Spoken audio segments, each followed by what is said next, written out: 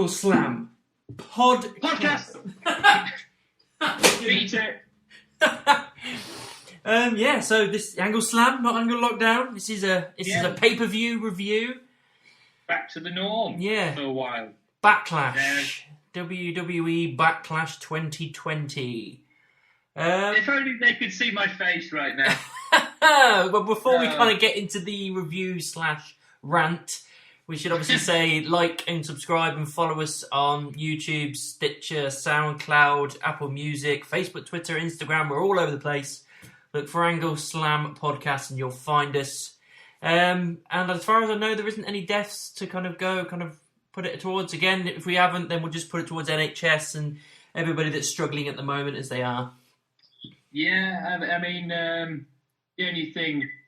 Yeah, it's nothing really, but if we were nitpicking, it's been revealed that one of the performers from the Performance Centre has COVID-19. Yes. Whoever he or she is, best of luck to them. I hope they get through it and hope no one else is affected. Yeah, definitely. Is that. But right, I've really been concerned about this because there's a certain match where I am so on the fence about it. I'm thinking this could be another Drew McIntyre set between the two of us. You could be completely one side, I could completely the other. Right. So, okay. We'll see, I suppose. Yeah. I was good. Before we started recording, I said the story with this was, I've got the right to have a social bubble, so I've done one with my brother, and he was able to come round the Sunday night to watch it.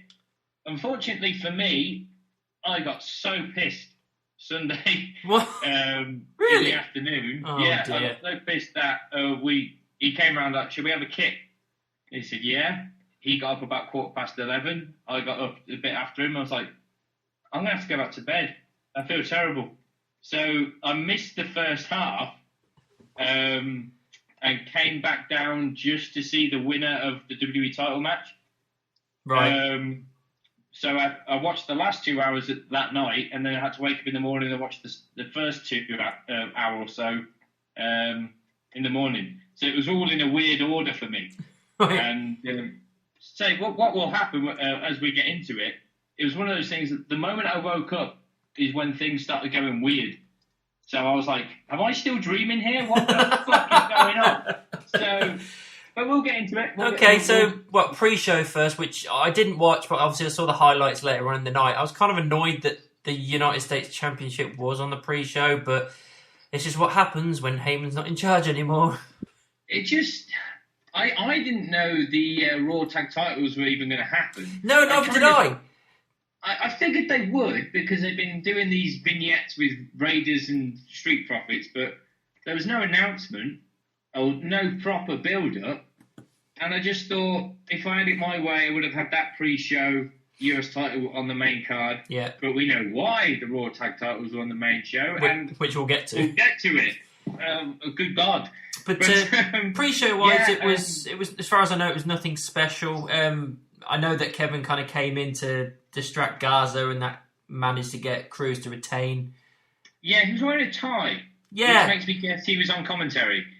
Yeah. But as far as I know, I've heard nothing spectacular about it. So I think it was like they had an hour pre-show, and this filled 7 minutes. Well, yeah, there you go. Says it all, doesn't it? Yeah, for something that's meant to be the start of Apollo's push, it's a bit redundant. Yeah. To go, we're going to make you US champ. Here's your push, but you're still on the pre-show for 7 minutes. Well, what the fuck? Yeah. It's something I might talk about in the next lockdown podcast, which is it seems to be the burial of the United States title and whoever holds it at the minute. So, but Apollo won that. So first match was the women's tag title match. Yeah, so it's Alexa Bliss and Nikki Cross versus the Iconics versus Sasha and Bayley, the champions. And it was a reasonable opener for me. I mean, like I say, it wasn't like it was a clinic or anything like that, but it was a solid opener. It was quite high paced. They had their moments. That it wasn't perfectly paced, but it did what it needed to do. They had a little bit of fun with it and everything. I'm kind of disappointed with who won it. I didn't really want them to retain it. I wanted this to be the next thing that Sasha and Bayley are beginning to fall out about. I wanted the Iconics to take it. I know the hot potato in the titles at the moment, but at the end of the day, if there was any of the titles going to change hands, this was the one I wanted to change hands. Yeah, I mean,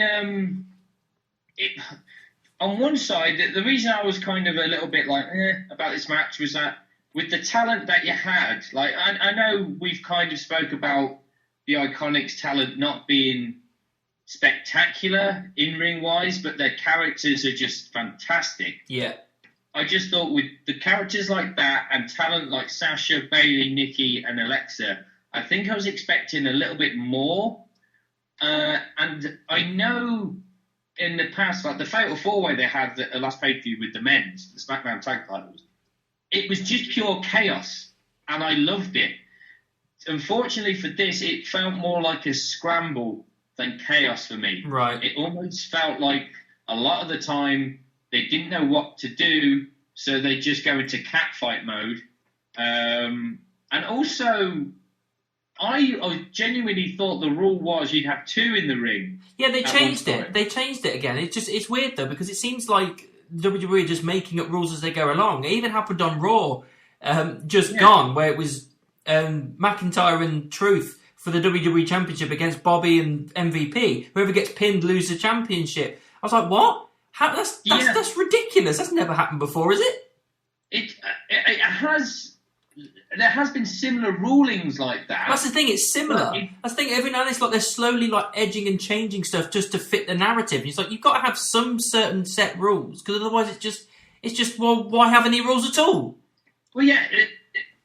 A lot of it seems to be coming out of left field, and I don't know if this is anything by Bruce Pritchard or Vince now that Heyman's recently left, but it's like, okay, you want to change things, but it's not organic. No. You're just literally just throwing it in our faces, and we're sitting there going, why? And I mean, this, for the women's tag title, it's a minor rule adjustment, but it's just kind of like, well, why? What's so special about this match? We have to change the rules. I mean, I will say that with the change of it did give it a bit more energy, because there was an extra body in the ring. So, like I say, it wasn't like a clinic, like I said, but it gave it more energy. Yeah, it wasn't a rule that hindered the match, but it didn't exactly improve it either. It was just refreshing a little bit. Yeah. So, yeah, the match was what it was. Again, it wasn't the worst match I've ever seen. As far as the winners, I think it would have been too soon to throw it back on Cross and Alexa. Yeah. And I think if the Iconics had won it, it would have been like, well, where did that come from? So I quite like the thread of the Iconics beating Sasha and Bayley all the time. You know what I mean? I want that kind of a thing. I like that idea. It could have happened, but I genuinely think them holding the women's tag title is imperative part to whatever this storyline is going to lead to between Bayley and Sasha. So I get why they've done it. But yeah, as far as match standard goes, I've got there's no huge spots that stand out. Really. No, I suppose there isn't. No, here it is, real quick. Blah, blah, blah, match over. Again, some of that is a bad thing. Some of that is a good thing. Of like, that was high energy, but what the fuck happened? It was a roll-up win as well, weren't it? I think it was, and there was a couple of times I think they tried one of those major stand-ups, but without a genuine live audience there to bounce off to know if that works, it's not going to work. Yeah. And I just don't think the rivalry was big enough for a stand-off like that. It's just kind of like, all right, you're doing it just to kind of catch a breather more than anything else. But yeah, I'd say not complaining as such, but not praising them beyond belief. It was just a match. Yeah. So yeah, still women's tag titles, Sasha and Bayley. Next was Sheamus versus Jeff Hardy. Yeah, I mean this feud is. I know some people really like it because of how it draws on the realism, but There's a lot of people that don't like it, and I mean, I'm one of the people that's just like, do we have to do this? I know Jeff signed off on the storyline of his addiction and everything, and throwing the piss in the face thing I didn't like. It's just stupid. Yeah, like I remember you saying it was a recreation of something that had already happened, word for word almost. So I wasn't really bothered about this, and the match was pretty decent. It weren't too bad. It was solid. I'm actually quite happy that Sheamus won. I mean, it annoys me that unfortunately that means the feud's going to continue, which is it sucks. But I like the fact that Sheamus won because since he's been back, he hasn't really done anything of note. Yeah. But this match was all right. It was reasonably solid. It did what it needed to do. We had all the spots that we needed. We had a couple of decent near finishes and whatnot, and then just hitting him with a bro kick on the outside and then dragging him back in for one more to finish him off. It kind of keeps Jeff over in defeat, I suppose, as well. It's just a shame that this feud is continuing by the looks of it. Yeah, I mean, again, I'm one of those that doesn't mind the story because like you said, Jeff would have signed off on it, and it brings to light real life issues. Again, what we spoke about in one of our latest podcasts was they're not doing it to make fun of Jeff or anyone like that. It's just we're kind of in a reality kayfabe dead era where people know what Jeff's been going through, so why not reference it? Yeah. And it's the same with if you look at what happened with the Paul Bearer storyline with Punk and Taker, that's more to the mark. Covering your microphone. Hey? Covering your microphone. Yeah, sorry. Yeah, the Punk Paul Bearer Taker rivalry, that story was more, touched some notes there with a man's death, but everyone signed off on it, and correct me if I'm wrong, I thought you were quite comfortable with that because you knew everyone was signed off on it. Yeah, I was fine with it because it's they didn't take the piss out of the fact that the person had died. They just used the character to piss off Taker, I suppose. It felt a little bit different. They weren't pointing the finger and laughing and going, ha, he's dead. You know what I mean? It wasn't like that. It was literally using the symbolism of the character to kind of rile Taker up. Yeah, and again, in this storyline, yes, Sheamus is doing the heel thing of kind of just calling Jeff a junkie and, disappointing your family and stuff. But in a weird way, it's kind of like you reap what you sow. You can't deny anything he did. No, true. And again, if he's gone into the locker room or Vince's office, whatever, and go, I fully own up to everything I've done in the past, all my addictions and stuff. I don't want anyone else to go through that. So let's reference how horrible of a thing it is to even go down that path. And the fact that when Jeff lost, it surprised me a little bit, mainly because of what the commentators said just before the match, which was, what happens here if Jeff loses? Because he says, in fighting from a family, what happens if he loses? So to go with that, I was like, right, they're really putting a lot of thought into this storyline here, because the way my brother put it was, it's too early for Jeff's redemption yet. So, I mean, it's a fair point. Yeah, I mean, if the Sheamus Jeff storyline continues, then so be it. But if it doesn't, it's kind of put Sheamus over as a more definitive heel. And B, for Jeff, it's kind of like, at what point in his career or this year is he going to get that redemption he's looking for? Because at the minute he's kind of rock bottom, and he needs to claw his way back up. And I think that's the story of the fans can go with him and clawing his way back up to the top, which might possibly be another world championship. I don't know. I could see him as an intercontinental, but no more than that, I don't think. Yeah, I think he's had his time as world champion, and it was okay.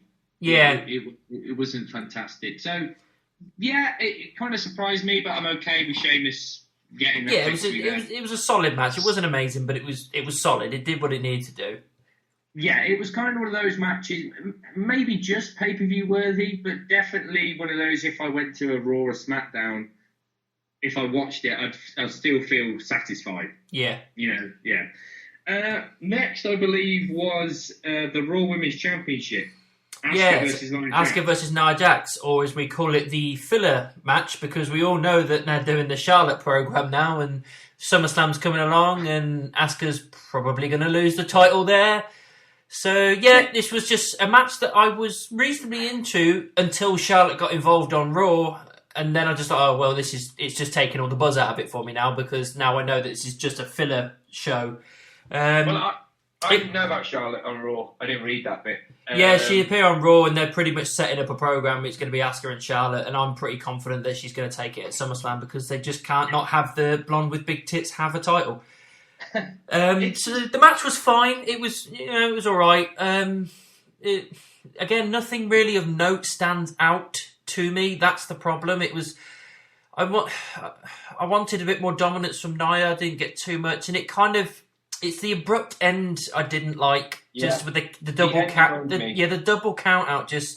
It was just a stupid idea, because that's basically proving you've booked yourself into a corner. You can't definitively have Nia win and take the title off because it's far too early, but you don't want this small kind of plucky Asuka to beat Nia clean either. So you do the double count out because you can't make up your mind. You can't commit to something. So that just shows that the lack of commitment they have to this feud. And I mean, they went against each other again on Raw, and that just proves to me that this feud is definitely over, and it's Charlotte and Asuka from now on. So it was just meh for me. Yeah, I mean, I'm guessing the story they're going with Charlotte and Asuka is never defeated Charlotte, and Charlotte's the one who broke the streak. The thing is, with the match at Backlash, I don't remember much of note.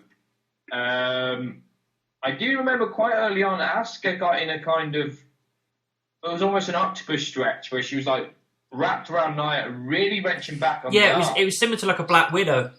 Yeah, but the way Asuka had it locked in, I thought this could be it. This could be an upset victory of beating Nia in about a minute or so, but obviously not the case. Again, because there was nothing of note, I thought, it seems to be like a slow build-up kind of thing. And then when it looked like the wheels were starting to roll, it ended up being the double count-out. I was just like, I know sometimes double count-outs, draws, whatever, work in storylines sometimes, but I've always believed not on a pay-per-view. No. Because people have paid to see this.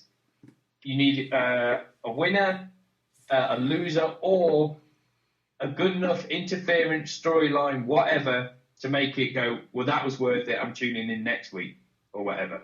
This just kind of fell flat. Yeah, yeah, definitely. So, yeah, Asuka's still the champ. I'm happy about that bit. Yeah. But I couldn't tell if Asuka was pissed off the way it ended or just happy that she was still champ. I couldn't read I think she was pissed off. She was annoyed because she didn't want to win that way. Yeah, I was hoping it was that way. Yeah, I think it is. With Asuka, she so kind of flips between the two so easily now. Of like, at one point you're just being this braggy, egotistical cow to now I'm a warrior with honor. It's like, well, which are you? I would go with it. I go with the latter because I think that since the Becky thing, it's kind of automatically turned Asuka face. I would say. Agree. It was a weird turn because as soon as she got the belt, it sounded very heel of like, I'm the champ, Asuka, yeah. As soon as Becky dropped that, I'm pregnant, it was like, I'll screw my character. Yeah, and that's what made her face. That's exactly what made her face. And I'm fine with that because I don't get wrong. It was just a weird thing to see Asuka do. Yeah. Like, ego to, oh, well, congratulations, But yeah, that was that. Next was the Universal Championship. Yeah. I couldn't have given a shit about this match. I just wasn't bothered. I mean, they were doing all these skits building up towards it of basically looking like a TV show of Punk'd, of them just annoying Strowman all the time with like breaking the car and gunking him and all this kind of stuff. And I was just kind of meh with it. And again, it was clearly just a filler thing because they can't have everybody on the roster at the minute. So they're just throwing these two together, or three together, just for something to do so that makes sure that the Universal title is on the pay-per-view. And it's quite obvious that once this is done and dusted, I'm pretty sure that Strowman's going back to Bray once he's capable of coming back into the fold. And there was no doubt in my mind that that Strowman was going to lose this. He wasn't going to lose. There was no way. Like, it didn't matter what happened. The only thing I would say that stood out for me was the fact that Miz pulled Morrison off the cover. That, the seeds are being sown for their eventual breakup, which I'm fine with because I want to see those two go against each other eventually. That'll be very interesting. So if that's all this did, fine. But the rest of it, nothing kind of stood out to me. It was just, again, it was another kind of, it'll do. The weird thing with this was, compared to, again, I was going, well, I've always said especially with WWE's climate at the minute of like, what the fuck are you doing most of the time? I've always thought anything can happen here in WWE, so I never give it, is 100% going to be this guy. It's always like, I'm very sure he's going to win, but there's that 5% in the back of my head going, what about the shock thing here? But yeah, I was going in 95%, Braun's winning this. But for what it was, I actually kind of enjoyed it. Really? Not because of anything specific, but I just thought they did their job. They made it as entertaining as they could. They did the double teaming on Braun quite well. Maybe not enough. I know they had to keep tagging in and out. It was one of those. Yeah, that was one thing you kind of noticed. Yeah, it wasn't like I didn't get enough of them working Braun over and working as a team. Yeah, it was just kind of like they were distracting him more than anything. Yeah, it might have made more sense if they'd done a promo beforehand to kind of, since they announced that whole only one of you is going to be champ, have it more of a, I'm going to outdo you. But not in a whole, well, fuck you, I'm better than you because it's still a tag team, but in that kind of friendly, rivalry way of like, yeah, I'm going to beat you and I'm going to be champ. As simple as that. But yeah, it was, I tell you what I did love, and I don't know why, that rap video beforehand. Oh, it was so stupid. I loved but it. in a way, like I was laughing in a kind of ridiculous way. I was laughing like, all right, this is quite funny to be honest. But oh yeah, it was. Don't get me wrong. I don't like rap or that kind of music, but it worked for those characters perfectly. Yeah, it was just another thing for them to annoy Braun with, and yeah, fine. It was funny enough. It was stupid, but it was funny. It was that thing of like, it's the cool guys that think that they're cooler than they are. So they obviously I see them as kind of the jocks around high school who should be popular, but they're so dickhead about it that they create their own downfall. Yeah. And that music video captivated it for me of like, right, I get these characters. If you were a new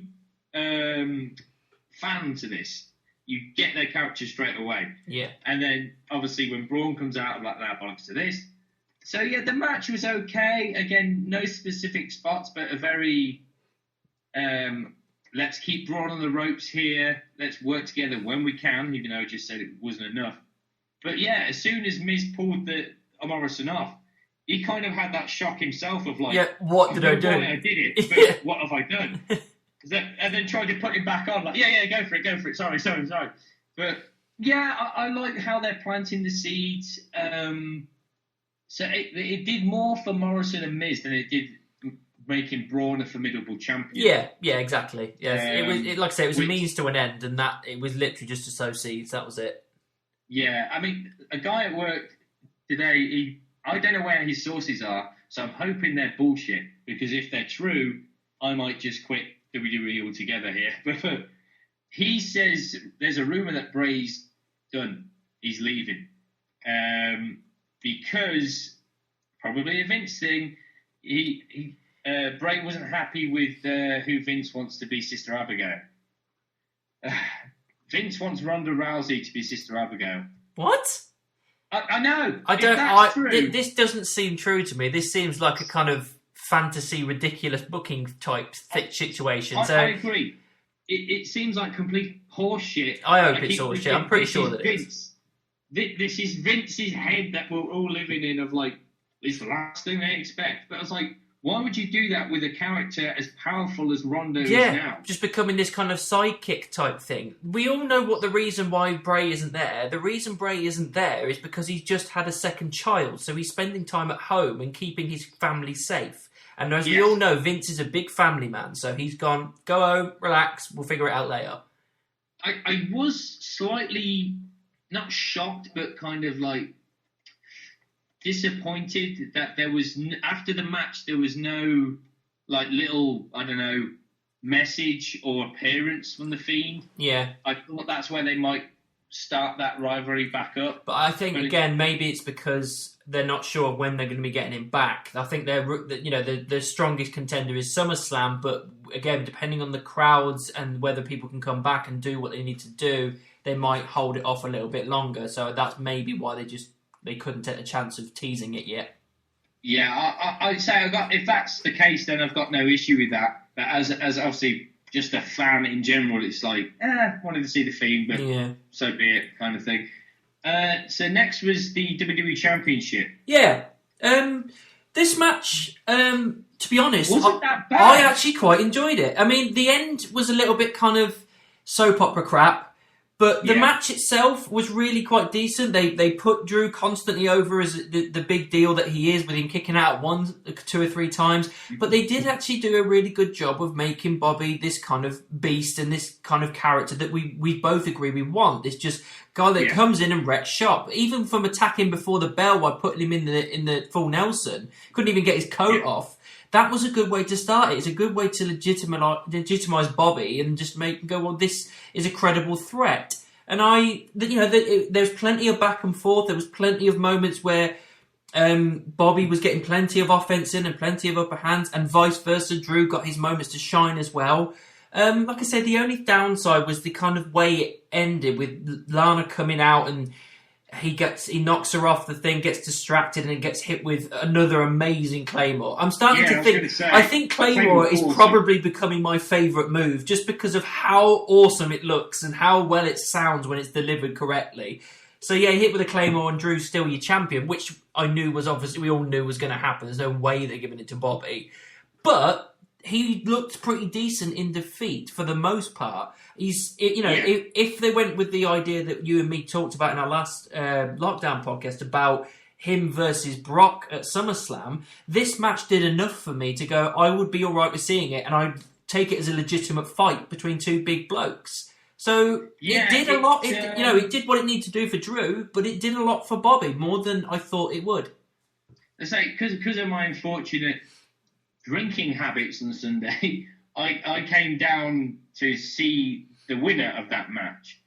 But I keep thinking, if I was watching it live, so didn't know the outcome, that full Nelson before the bell might have made me think, holy shit, this is how he's going to do it. He's going to take a cheap victory with the attack. Then, in typical WWE fashion, Drew would get a bit of offense in, but he'd be too fucked and Lashley would finish it. Obviously, not the case. This, to me, was Lashley's best outing since his return. 100%. Yeah, totally agree with that. He did impress. I did think, I think I said a couple of weeks ago, because of the characters and physique Lashley and Drew had, I thought they were just going to, just pound the shit out of each other, which they did, but they also used a lot of wrestling in it. And I'm not saying that Lashley can't wrestle or Drew can't wrestle. It was just, at the time, Lashley couldn't find his footing of it was like he didn't know where he belonged. And MVP being there, I mean, at one point where Lashley had control, I think Lashley just kind of took a lap around the ring and made eye contact with MVP. MVP's going, don't let up. Don't let up. Keep on him. Yeah. I was like, yes, that's the kind of manager he needs. 100%. This is why that aggression. Yeah, this is why I like the fact that he's going with MVP and not with Lana. I like this duo that they've got. Yeah, is that keep focus thing. Don't, take a breather by all means, but don't give Drew time to recover. Kick his ass. There was a point, I think Lashley nearly dropped Drew straight in his head outside the ring. Yeah. But Drew managed to quickly roll through it and they recovered. Yeah, basically it was too top heavy and he just didn't have enough to just the weight went against him. They kind of Yeah. fell over. It was kind of like a half-assed suplex, I think. But yeah, it was. Yeah, but Mistakes happen. They recovered. They did the spot that they intended to do, which was down by the ring post. So yeah. I'm not sure how I feel about these 1 count kickouts, because I understand what they're trying to do with Drew, of like, how much punishment do I have to do to this guy, kind of making the next Brock. But I think they just managed to not do this, but it became the risk of making Lashley look weak. Of like this monstrous guy throwing all this stuff at him, and Drew's still just kicking out at ones. Maybe hopefully they'll kind of ease off a little bit on it. Maybe instead of 2 or 3 times happening in a match, maybe only once per match that he kicks out at one, and it's near the start of the match where he's a bit fresher.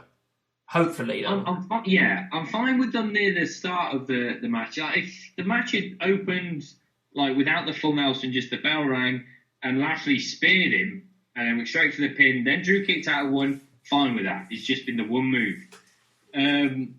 Sometimes what I do like is when they've been kicking the shit out of each other, where both competitors seem spent, and then someone will crawl in for a pin, and they'll go, 1, and they'll kick out with this huge adrenaline surge, which will get the fans' adrenaline surge of like, holy shit, after all this, he's still like got that adrenaline coming back.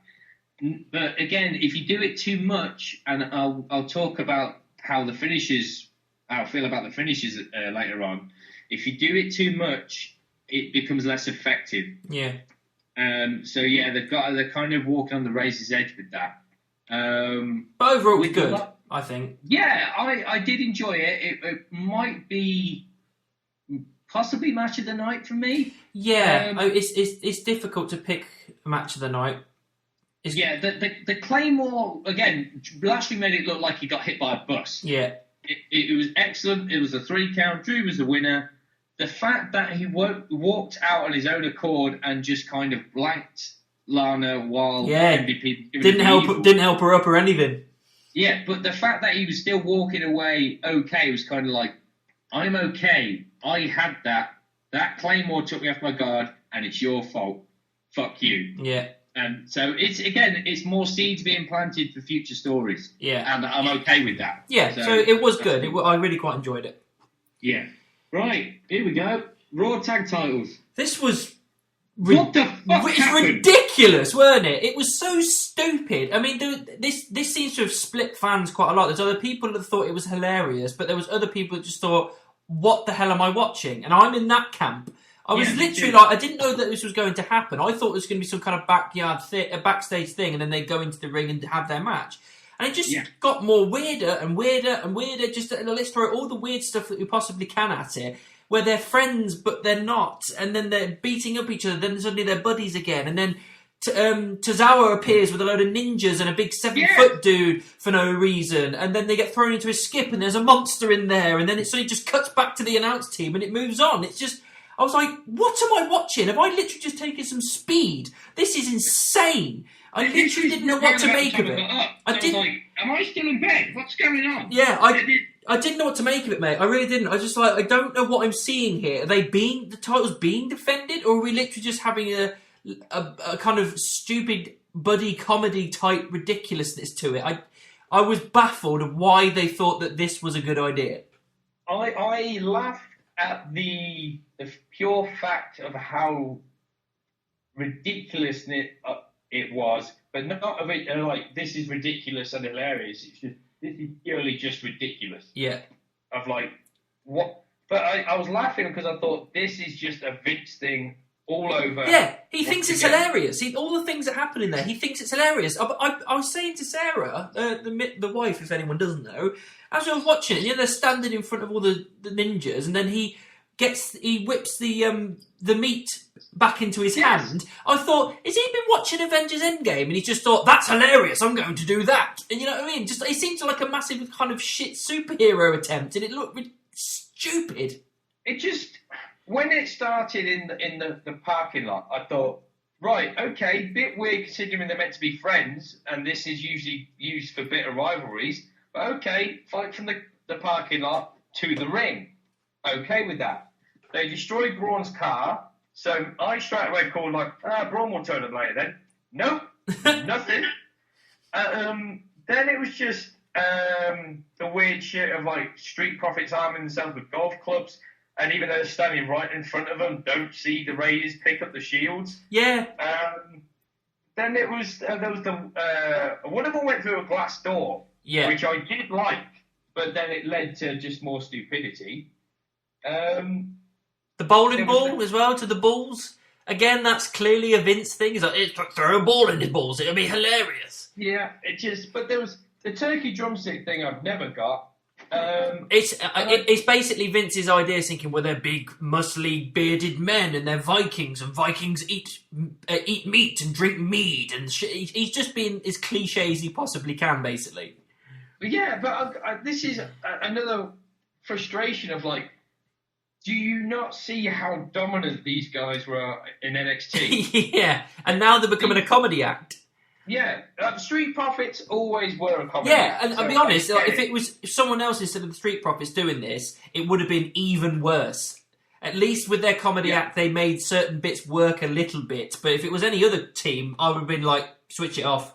Yeah, if it was Street Profits versus, I don't know, R-Truth and, I don't know, somebody, it might have hit the mark more often because we know how ridiculous his characters are. But it seems like Vince wants to make Viking Raiders ridiculous, while the fans are going, no, make them the war machine we know they can be. Yeah.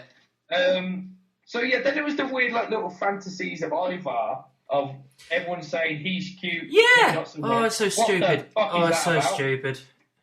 Then, obviously, ending with the weird monster in the skip. Yeah. At that point, I just thought, what the fuck is going on? What? And at the end of the day, it became completely redundant seeing any of this because there was no pinfalls. There was no victory or losses or anything. It just cut away to the announce team. It's like, oh, well, that's that. Let's move on to the main event. And it's just like, what? It's like, what am I seeing? Yeah, but the fact that the ref turned up saying, guys, get to the ring, and then they just don't. They just ignored him, yeah.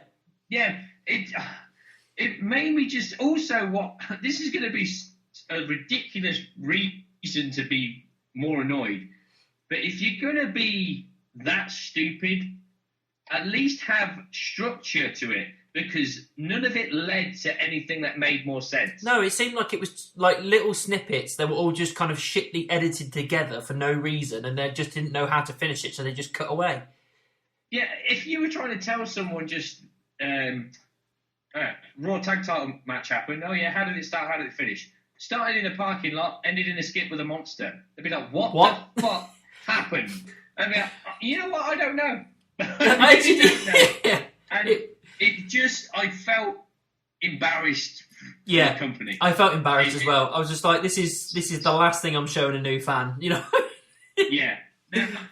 So, yeah, I can't even say Street Profits is still... Well, I can say Street Profits is still Raw Tag Champions, but I don't even know if they were defended. Yeah, exactly. I literally have no idea. No rules were explained. It was stupid. Now it's the main event. Yeah, main event. So, obviously, the greatest wrestling match ever, which you can't say because you can't tell us that it is before it happens. So, it's Edge versus Orton. There's, new camera angles and the intros and all that kind of stuff. The new camera angles and everything I quite liked. I thought, why can't we do this more often? The intros, the old school and everything, even the ref having the old school uniform on and everything, I didn't mind that. That was all right. The thing that kept taking me out of it was the fake crowd that was being pumped in, because it just didn't coincide with the crowd that was there, and it did not work for me. If you take that out, the match itself, I didn't mind. It wasn't, again, it was definitely not the greatest wrestling match in the world. There was no way it was ever going to be. But it was a reasonable match, and I quite enjoyed it. If that was just the match as it was, in a regular arena with all the crowd, that would have been one of the best matches of the year. It was just down to the fact that the situations they put it in with the fake crowd and billing it as this greatest wrestling match ever, that it kind of takes you out of it a little bit. But as far as the actual wrestling in the ring, I quite enjoyed it. I didn't mind it. Yeah, I really can't get my head around how to feel about this, because I agree Edge and Orton did nothing wrong. No. They did fine in what they did. The old school referee thing, I didn't mind, I guess. I loved that they had Fink's voice go. Yeah, I like Fink. Yeah, I liked that. Why have the Madison Square Garden mic there? That makes no sense. Yeah, that seemed a bit silly. As far as the camera angles, some of them I liked, like the bird's eye view one and all that kind of stuff. But the ones that were from the opening bell, this is what took me out of it. For the opening bell, they locked up, and the shot you had was between the two of them underneath, which tells me they needed a cameraman lying there in the middle of the ring, which meant straight away this was a match that was not going to be organic. It was filmed like the Boneyard match or the Firefly Funhouse, all that stuff. Yeah. So straight away I was like, then there's no way this could even possibly be the greatest wrestling match ever, because it's obviously a doctored one. Yeah. Which is ridiculous to say when all matches are scripted, that it's become obviously more fake doctored match in itself. So if anything, I agree with what Moxley or Ambrose or whatever said in Jericho's podcast about a year ago. They overproduced it. Yeah, I would agree. There is certain overproducing of it. Like I said, the main problem I had was the crowds, the fake crowd. Yeah. It just really annoyed me. But if I try and just ignore all that and take that away, their wrestling was fun. The story was built well as far as in the ring was concerned. They had plenty of back and forth. They had all these awesome kickouts. They nicked moves. There was kill switches. There was rock bottoms. There was pedigrees. Yeah. RKOs, spears. Even the punt made an appearance, which is something I thought was banned, but that was the thing that closed it out. So, Orton beat Edge here, which was weird because I thought Edge was going to be the winner here. But as far as like just pure wrestling, I know it was overproduced and I know it was edited and all this kind of stuff to make it work. I still enjoyed it. I did enjoy it. It just, there were some teething issues and there were some things that I'd definitely say never do that again. But I still enjoyed it for the most part. So, like I say, Edge and Orton, I've got nothing bad to say about what they did. I was originally going to say I thought Edge could have done a better performance, but I don't know where his tricep injury came into place. Yeah, neither do I. I think it could have been when he got locked up. I think maybe he pulled it, but there's rumours he's out for 4 to 8. A while. Yeah. I can't nitpick at that because I don't know where the injury took place or how severe it is. But yeah, it was WWE themselves with the stupid little fan noises being fed in and too much on the camera angles that did it. And it also told me that despite putting that tagline next to Orton and Edge, that the greatest wrestling match ever, they didn't have enough confidence in them to just go out there and do it normally. And that really, if I was one of them, not only would I hate the fact that you've put the pressure on me anyway, as greatest wrestling match ever, but the fact that you're not confident enough in me to let me just go out there and try, I'd be like, well, go fuck yourself. Why are we even doing this? Yeah, I mean, it's abundantly clear. I think I've heard it in maybe a couple of interviews and podcasts and stuff that both Edge and Orton are kind of like, I don't want to do this, but if that's the direction they're going, I can't say no, can I? Because I'm contracted. But I don't think neither of them really wanted to do this. But, they were given something and they went out there and did the best they could with it. Yeah, I mean, the way you could tell with what they were doing in the ring, that the way they wanted to carry the story.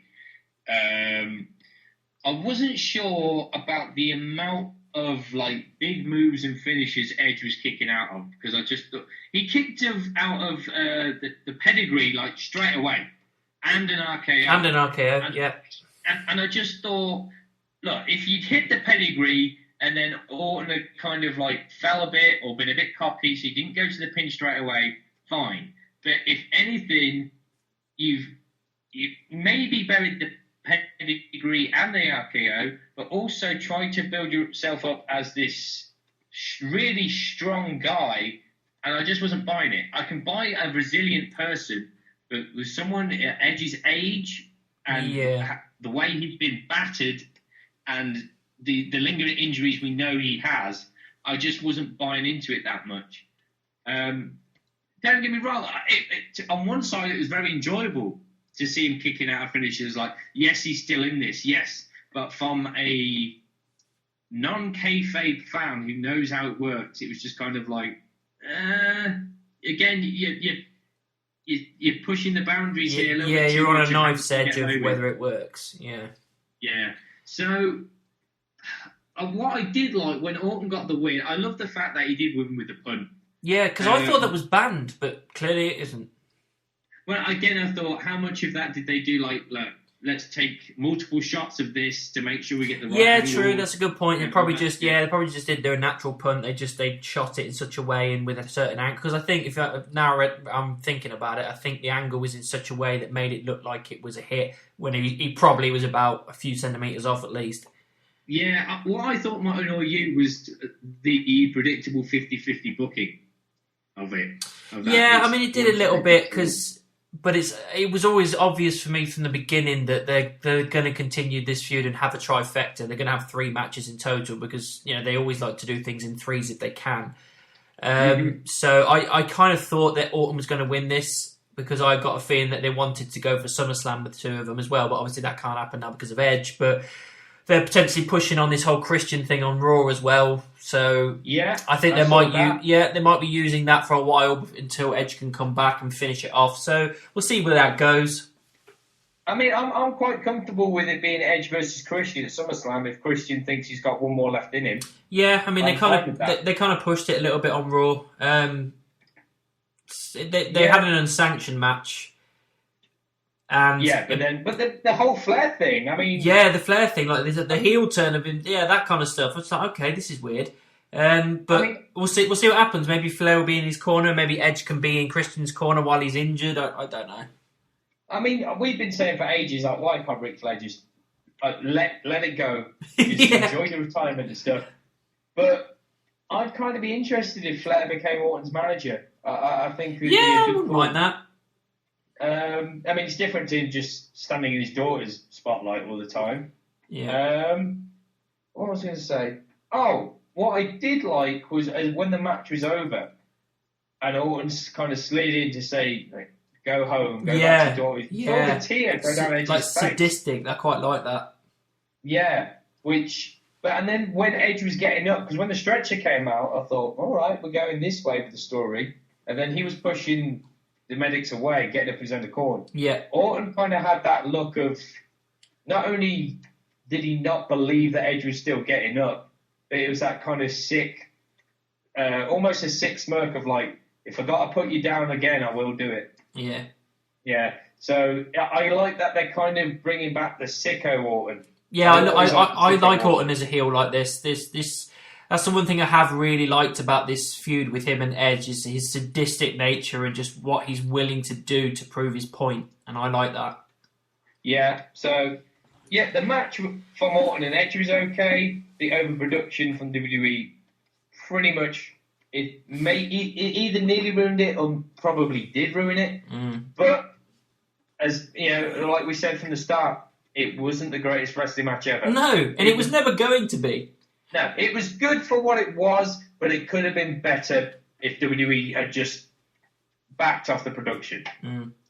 So, it was all right. So, I mean, we're going to star ratings, out of 10. What would you be giving it? Difficult one. 3.5. 3.5. Yeah. I was going for a 4. That was kind of the one that was sticking in my head. 4 is probably about right. 4. And most of that goes to Drew and Bobby and, the core wrestling element of the main event, I would say. But everything else was just kind of just filler. It was quite obvious that this pay-per-view as a whole was a filler pay-per-view, which begs the question, why even have it? With all these safety restrictions and 2-meter distances and all the COVID stuff going on, it's like, well, why have this filler pay-per-view? Just leave it until SummerSlam. Just have your big ones. This just proved that none of this really needed to happen. To be honest, you could have left it. Regardless of the current climate as well, it's the curse of the June pay-per-view. They always seem to struggle with this pay-per-view. Yeah. Whether they call it stomping grounds or whatever, it's just one of them. But yeah, I nearly went with 4, but I think the reason you gave it a half point more is I think you enjoyed the women's tag title match and the main event maybe slightly more than I did. Yeah. Yeah, I probably enjoyed the Universal Championship slightly more than you did. So, yeah, it was kind of mixed opinions, but we're both kind of on the same wavelength. Yeah, definitely. It's a mixed bag. It is what it is. It's not something I'm going back to anytime soon. I'll let's just move on from it, I suppose. Yeah, keep it in rearview mirror. It's done now. It's done. It's in the books. Let's forget about it. Yeah, job done. So yeah, that's Backlash 2020. We might be back later in the week for one of our lockdown ones. We'll see how we feel, see if we're busy or not. We'll see what happens. So yeah, keep a lookout for it just in case it comes. It might come, sometime at the weekends. If not, we'll be back next week for another lockdown one. And then after that, it's Extreme Rules, which I did see has a new logo as well, which is quite. Yeah, I don't know how I feel. It's just kind of meh. Seems very Team Extreme Hardy Boys-esque. Yes. So I don't know if it's a pop at Matt Hardy or what. Maybe. But yeah, so that'll be the next pay-per-view. But apart from that, we'll do lockdowns until we don't need to anymore. Yes. I think Extreme Rules is July 19th. So it's about 4 or 5 weeks away. Yeah. So hopefully that next podcast, we won't be doing it through FaceTimes and stuff. No, hopefully, but within those next 4 weeks, we should be able to be together. But we'll see. We'll be able to be together and be able to hug and everything. That'd be great. Okay. So like, subscribe, and we'll be back very, very soon. Bye. Bye.